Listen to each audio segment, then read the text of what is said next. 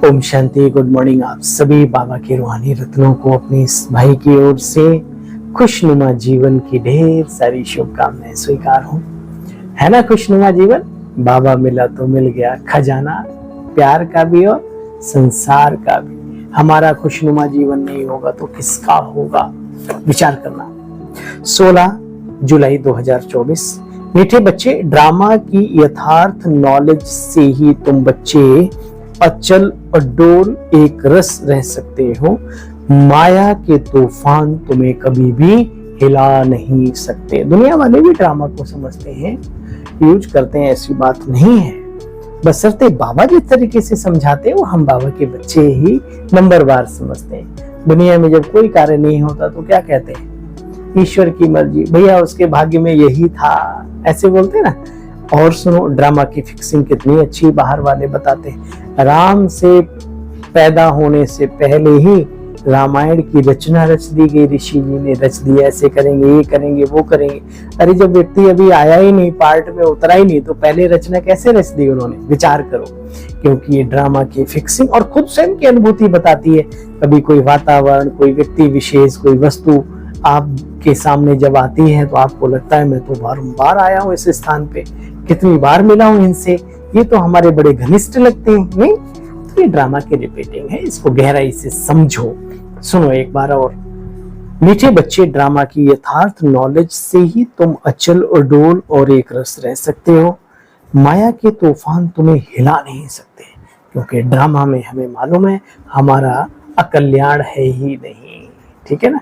बादल आएंगे और बादल जाएंगे, लेकिन ईश्वरीय व्यवस्था ऐसी है जिसमें ब्राह्मणों का कल्याण कभी हो नहीं सकता। ये भी एक ड्रामा की पॉइंट है। प्रश्न, देवताओं का मुख्य एक कौन सा गुण तुम बच्चों में सदा दिखाई देना चाहिए? तो बाबा ने कहा हर्षित रहना। खुशी रहने में पैसे लगते हैं क्या? हाँ, कोई आपकी खुशी छीन नहीं सकता। आप चाहो तो आप मुस्कुराओ, बिना बात के मुस्कुराओ। अरे बात पर मुस्कुरा तो दुनिया लेती है, बिना बात के मुस्कुराए वो कोई ब्राह्मण ही होता है, बाबा का बच्चा है ना। इसलिए बाबा ने कहा वो दैवी गुण है हर्षित मुक्ता। हर्षित रहना, देवताओं को सदा मुस्कुराते हुए दिखाते हैं ना। देखी कन्हैया जी की, नारायण जी की, लक्ष्मी जी की, शेरावाली जी की, चलो जो भी है, सबकी मूर्तियां कैसे बनाते हैं? हाँ, क्या मुस्कुराते हुए, भले हाथ में तीर तलवार भी हो, लेकिन चेहरा एकदम स्माइल दे रहा है। देवताओं को सदा मुस्कुराते हुए दिखाते हैं, हर्षित दिखाते हैं। तो ऐसे तुम बच्चों को भी बच्चे सदा हर्षित रहना है। कोई भी बात हो, मुस्कुराते रहो, भीतर से मुस्कुराहट, भीतर में कोई गम ना हो। कभी उदासी व गुस्सा नहीं आना चाहिए। जैसे बाप तुम्हें राइट और रॉन्ग की समझानी देते हैं, कभी गुस्सा नहीं करते, उदास भी नहीं होते, ऐसे तुम बच्चों को भी कभी उदास नहीं होना। कितनी बड़ी बड़ी परिस्थितियां, पहाड़ जैसी विपरीत परिस्थिति आई ब्रह्मा बाबा के सामने। बाबा का एक ही जवाब था, बड़ा बाबा बैठा है, बड़े बाबा का कार्य है, ड्रामा में सब अच्छा अच्छा ही होना है ना। ये प्रैक्टिकल जीवन में ब्रह्मा बाबा ने धारण किया। हम भी वैसे ही बने, अपना भी फायदा है। अच्छा सच बताओ, अगर हम ये धारणा अपने जीवन में धारण करते हैं तो क्या नुकसान है? अच्छा, फायदा किसका है? बाबा का या दुनिया वालों का या अपना? तो अपने फायदे का तो काम कर ही लो ना।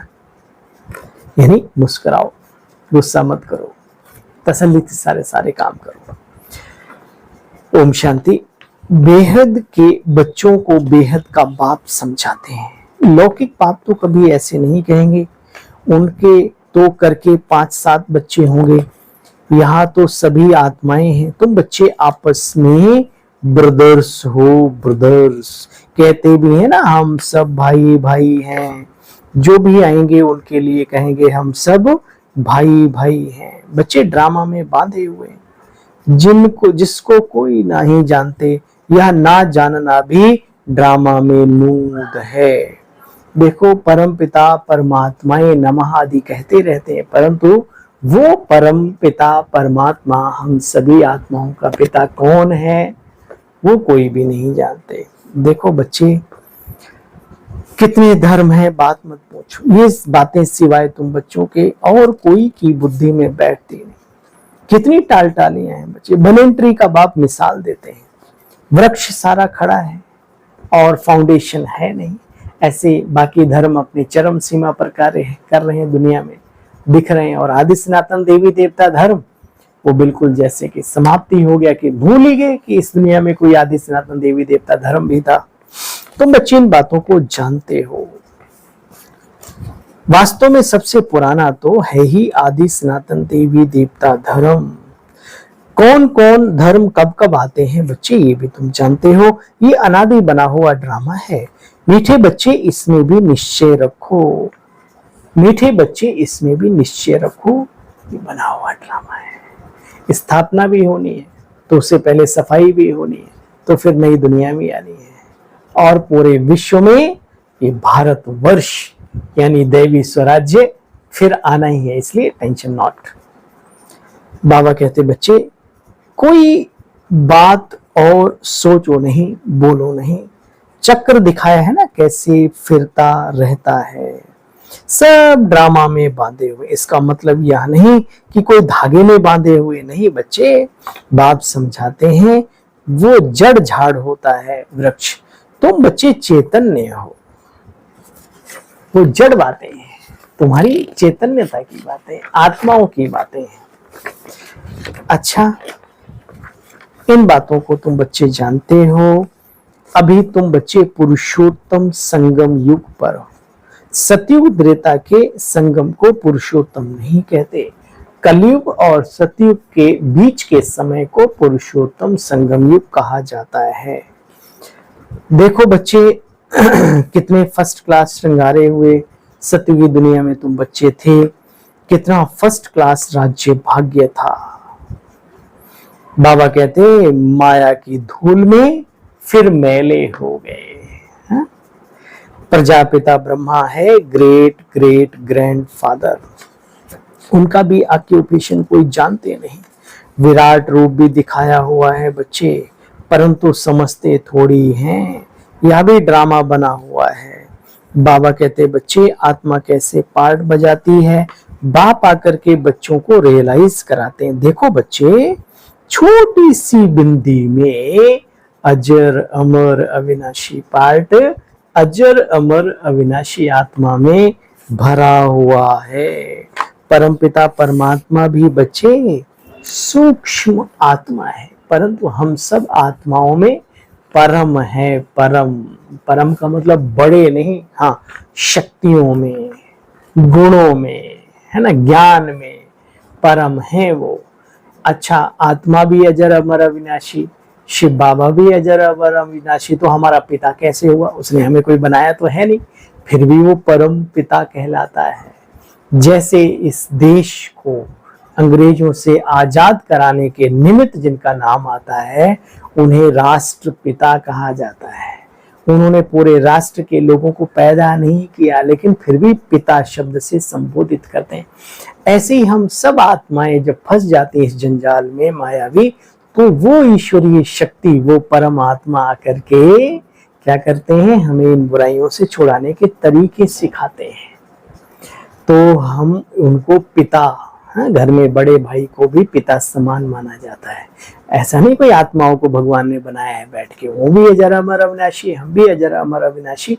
और ये प्रकृति के 5 तत्व भी परिवर्तित होते हैं, लेकिन अजर अमर अविनाशी है। इन तीनों की विशेषताओं को, गुणों को, क्वालिटी को समझना ही समझदार बाबा का बच्चा बनना है।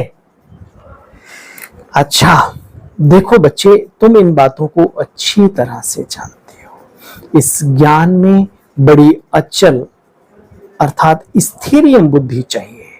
जब तक अचल अडोल एक रस अवस्था नहीं, तब तक पुरुषार्थ कैसे करेंगे? कुछ भी हो बच्चे, भल कितने भी तूफान आए, अपने को स्थिरियम रखना है।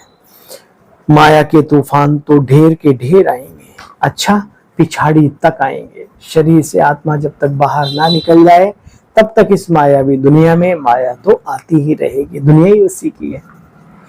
अवस्था बच्चे बहुत बहुत मजबूत बनानी है। इसमें गुप्त मेहनत है।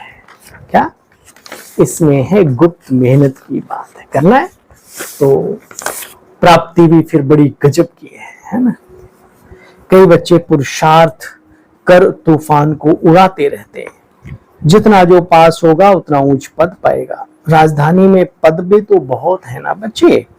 सबसे अच्छे अच्छे चित्र तुम्हारे देखो बने हुए हैं, इन चित्रों को भी रखना चाहिए बच्चे। ये गोला, झाड़, त्रिमूर्ति, ये कितने अच्छे चित्र हैं। और क्या करना चाहिए, फिर इनके सामने जाकर के खड़े हो जाना चाहिए, एक एक बात का मनन चिंतन करना चाहिए। जो बात समझ में नहीं आए वो अपने बड़ों से, दीदियों से, दादाओं से, मतलब जो भी आपको समझते हैं उनसे पूछना चाहिए, क्योंकि जब तक ये बुद्धि में ज्ञान क्लियर नहीं है तब तक तो अटके और भटके और कहीं न कहीं किसी में लटके ही रहेंगे। अच्छा देखो बच्चे, तुम कितना ऊंच पद पाते हो।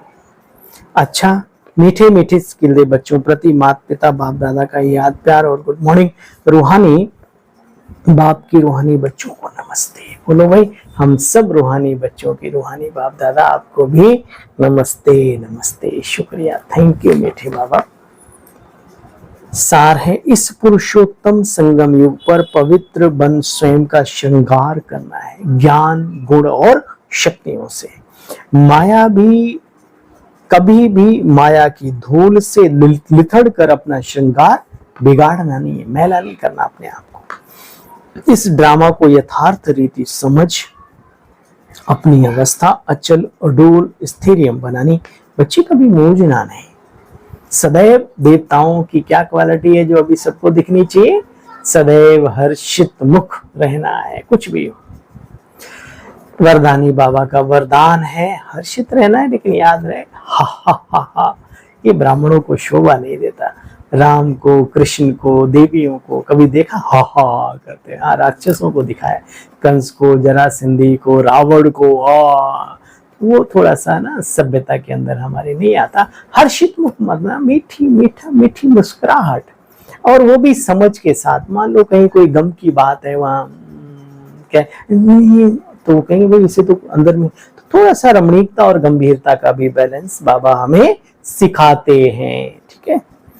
अच्छा, सोच समझकर हर कर्म करने वाले पश्चाताप से मुक्त ज्ञानी तू आत्मा भव, आज की मुरली का वरदान है। सोच समझकर हर कर्म करने वाले पश्चाताप से मुक्त ज्ञानी तू आत्मा भव। बच्चे दुनिया में कहते हैं पहले सोचो फिर करो। जो सोच कर नहीं करते फिर सोचते हैं तो पश्चाताप का रूप हो जाता है। पीछे सोचना ये पश्चाताप का रूप है। पहले सोचना अर्थात ज्ञानी तो आत्मा का गुण है। द्वापर कलयुग में तो अनेक प्रकार के पश्चाताप ही करते रहते हैं, लेकिन ये अभी संगम पर सोच समझकर संकल्प व कर्म करो।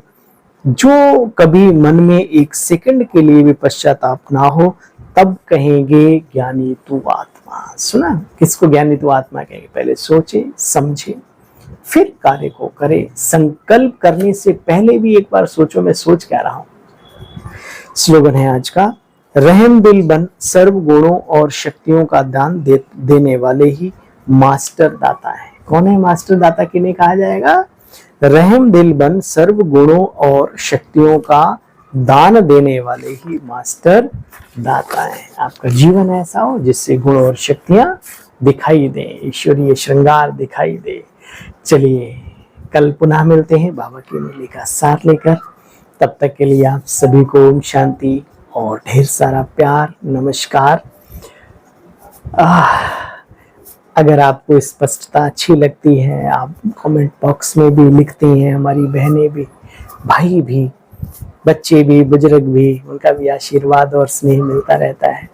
तो मैं आप सबसे विनम्र निवेदन, अनुरोध, आग्रह करूंगा कि अपनी उंगलियों से थोड़ा कुछ कार्य आगे बढ़ा दिया करें, ताकि अनेक आत्माओं तक ये ज्ञान की स्पष्टता पहुंच जाए। बाकी और कोई आपके इस भाई की तमन्ना, कामना नहीं है। चलिए पुनः आप सभी बहन भाइयों को अपने इस भाई की ओर से ओम शांति, ओम शांति।